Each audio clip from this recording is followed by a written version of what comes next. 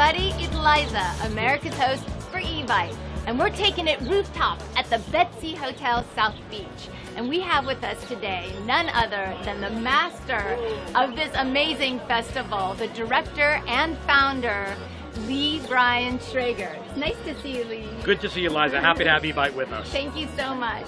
I wanted to ask you, this is such an incredibly successful event. Was this something that you always imagined it to be when you first started it? No.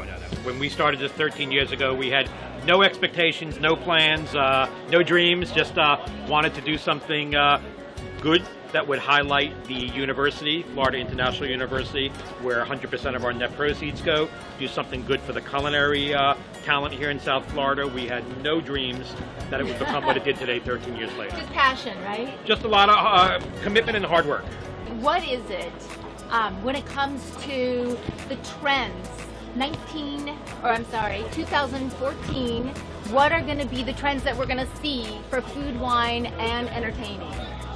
Well, God, if I knew that, I wouldn't have to do this anymore. I don't know. I mean, I think certainly one of the trends, I think spices. Spices? I think, we're doing a spice dinner Saturday evening. Like harissa last year, it was used a lot. I think you're going to see a lot more spices, a lot of chefs. We went through this phase, well, not a phase, I mean a great period where everything was about the farmer, which is so important. Now on menus you see it's mentioned where the meat's coming from, or the meat provider, like a Pat LaFreda or Allen Brothers. I think that's great. I think you're going to see a lot more about spices. Okay. Yeah, that's where I'd put my money. All right.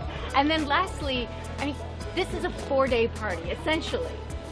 You have a lot to manage, a lot going on. How is it that you are able to be this incredibly gracious host? What's your secret?